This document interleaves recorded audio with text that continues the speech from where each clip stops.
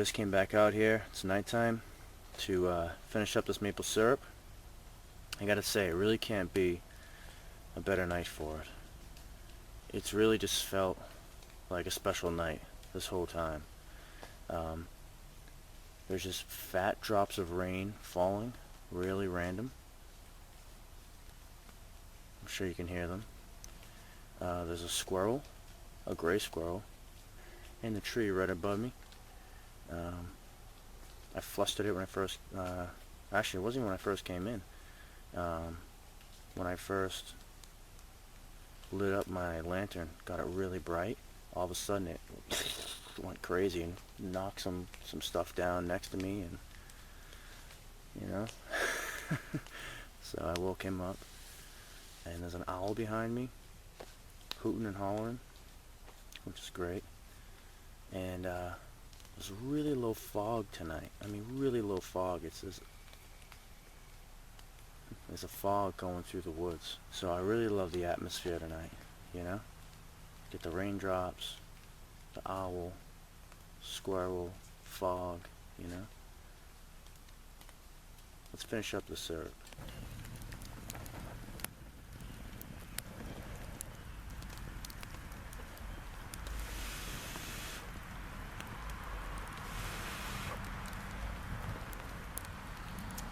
Oh, that's delicious.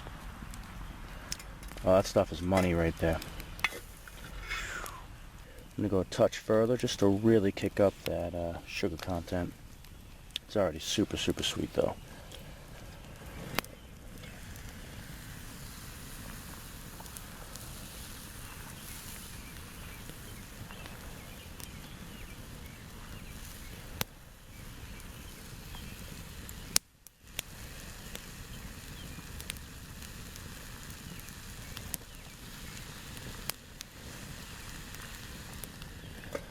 Looking real good. I'm gonna taste this.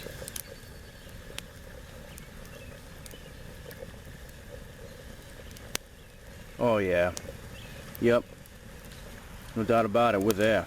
That is beautiful right there. Oh man. I'm gonna pull this off the fire. Absolutely amazing. Alright. Brought a metal spoon out here, show you guys the color. Look at that. Oh man. Oh boy. Sweet golden amber right there. I gotta taste this. Ever so gentle. Don't want to spill even a drop. Oh wow.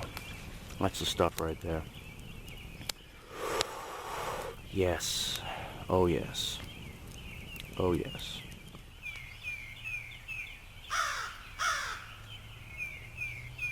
What? Come on. Woo boy.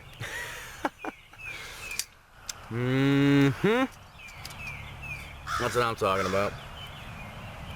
He knows it too. Oh man. Oh boy.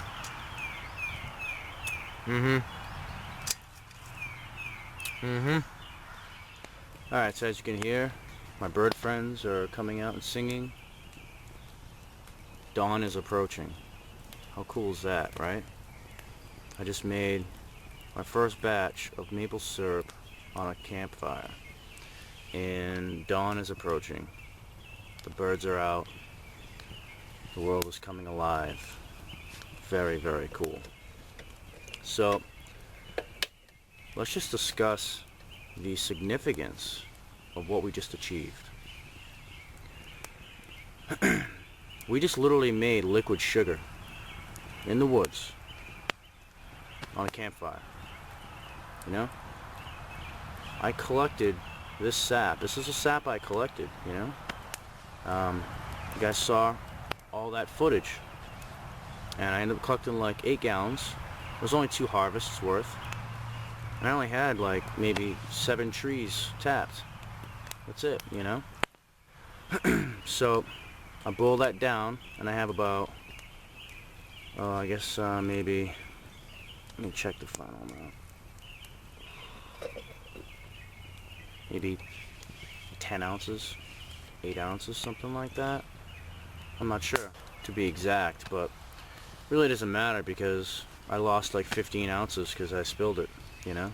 It was propped up on a couple sticks in the fire, and they were green, but one of them burnt away and broke off, and tumbling it went. So I lost half my syrup when that happened. But hey, it happens, right? No big deal. Okay, so we just made liquid sugar in the woods from the sap that we collected not too far from here. I mean, I can see some of the trees from here. And I used a drill and taps for some. I also experimented with some other techniques where I took the tap out and I used a twig as the tap. That was a success. And then I also went a step further and only used my knife and nothing else, and I made a V-slash in the tree to collect sap, and I got a good amount. I mean, I filled up my bowl like at least halfway, my wooden bowl. So it's very possible to collect maple sap without the drills and without the taps. I mean, it's a no-brainer. I mean, people have done it for thousands and thousands of years, you know. The Hurons, I believe, were the first to be documented as doing it, which is cool because I'm Huron. It was in the, I believe, the St. Lawrence River area of southeast Canada, and it was Jacques Cartier. And it was early. I mean, it was like 1500s early, you know.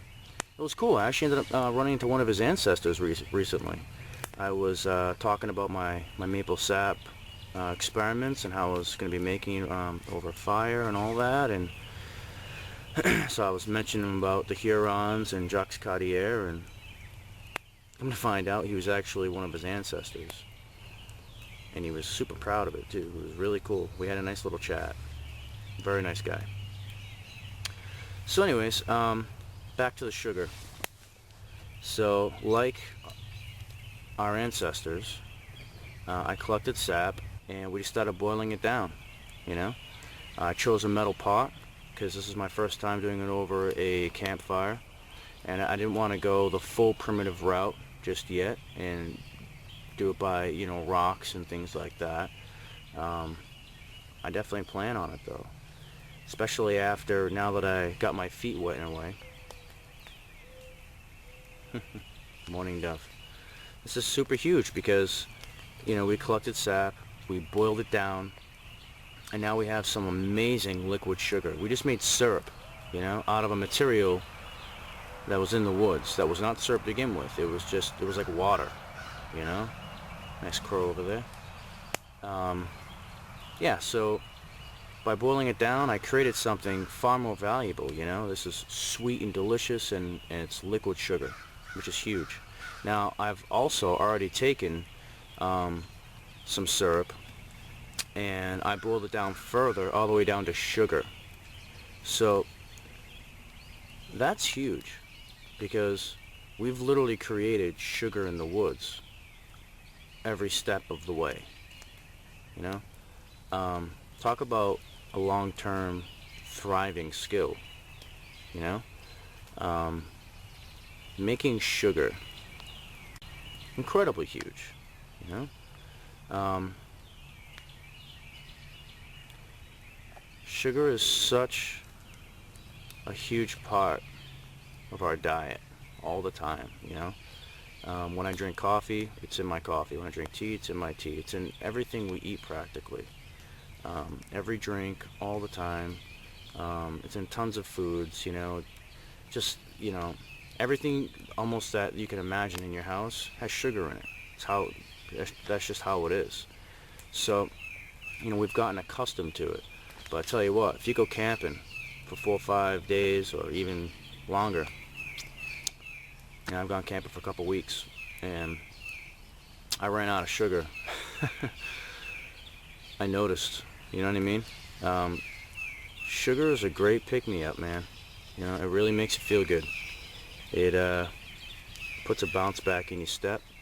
Having the ability to make syrup and to make sugar is really a key component to actual living and thriving in the woods, you know? It's just far more important than just surviving, right? Because who wants to just survive, right?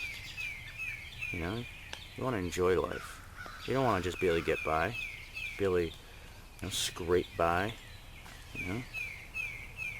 What makes life good is these above and beyond things, you know what I mean?